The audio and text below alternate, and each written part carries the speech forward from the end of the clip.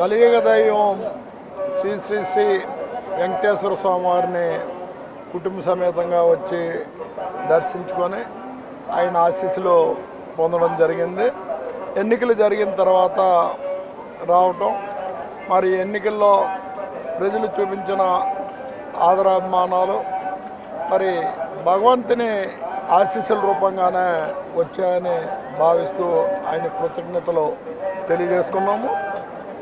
4 సంవత్సరాల 11 నెలల కాలం ఈ రాష్ట్రంలో జరిగిన జగన్మోహన్ రెడ్డి గారి పరిపాలన పేద బడుగు బలహీన హరిజన గిరిజన వర్గాల ప్రజలు సుఖంగా సంతోషంగా ఉంటూ పేదవాడు కూడా ఇంగ్లీషు విద్య అభ్యసించే అవకాశాన్ని కల్పించుకొని ఈ రాష్ట్రం విద్యారంగంలో వైద్య రంగంలో అభివృద్ధి చెందుతూ పేదవాడు సుఖంగా సంతోషంగా ధైర్యంగా ఉన్న పరిస్థితిలో మరొకసారి జగన్మోహన్ రెడ్డి గారికి ఈ రాష్ట్రాన్ని పరిపాలించే అవకాశాన్ని ఇమ్మని భగవంతుని కోరాము.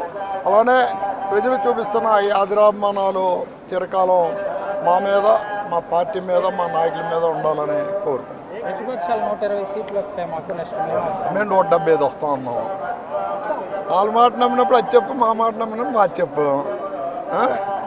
175 వస్తున్నా అని చెప్పాం కదా. ఈవీఎం ట్యాంపరింగ్ చేయడం అనేది 2019లో మరి అధికారంలో ఉన్న చంద్రబాబు నాయుడు ఎందుకు చేసుకోలేకపోయాడు అని అడుగుతున్నాం. జరుగుతుంది అనుకుంటే, అధికారంలో ఉన్నవాడు చేస్తాడనుకుంటే చంద్రబాబు నాయుడు ఆ రోజు చేసి ఉండాలి కదా. అవన్నీ అపోహలకు గురై గెలిచినప్పుడు మా బలము, ఓడినప్పుడు ఈవీఎంలో మోసము, అధికారుల మోసం.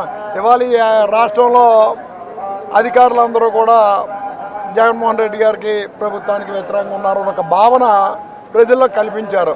అధికారులు అందరూ ఆ విధంగా లేకపోయినప్పటికీ మెజార్టీ పీపుల్ ఉన్నారని అపోహ కల్పించారు. మరి వాళ్ళ సహకారంతో ఇవన్నీ కూడా వాళ్ళే చేశారేమని మేము భావిస్తున్నాం. అనేక ప్రాంతాల్లో జరిగాయి. మాచర్ల అనేది గుంటూరు, పల్నాడు జిల్లా. మీ జిల్లాలో జరగలేదా? కాళహస్తి ఎక్కడది? ఎవరు గుప్తా? అనేక ప్రాంతాల్లో జరిగాయి. వాళ్ళు ఒక ప్లాన్ ప్రకారం వైఎస్ఆర్ కాంగ్రెస్ పార్టీ నాయకులను ఇరికించడానికి ఆ ప్రాంతంలో వీడియోలు గట్టా క్లిప్పింగ్లు తీసి ఇవ్వడం జరిగింది. తెలుగుదేశం పార్టీ చేసిన దౌర్జన్యాలు అంతా కూడా ప్రజలు గమనించారు. ఓటమితో ఒక ప్రెస్టేషన్లో చంద్రబాబు నాయుడు కానీ ఇతర నాయకులు కానీ వాళ్ళ అనుచరులకు ఒక ఆదేశాలు ఇచ్చారు. ఎలాగా ఓడిపోతున్నాం కాబట్టి దౌర్జన్యాలు చేయండి, దుర్మార్గపు చర్యలు చేయండి అనేది. వాస్తవాలు ఏంటనేది ప్రజలు గమనించారు.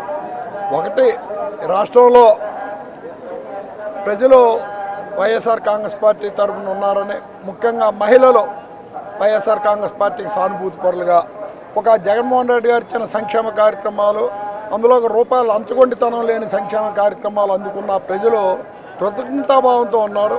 రాష్ట్రంలో మహిళా ఓటర్లు ఎక్కువ ఓటింగ్కి వెళ్ళటం వల్ల చంద్రబాబు నాయుడు గారికి భయం, జగన్మోహన్ రెడ్డి గారి ధైర్యం కలిగారు.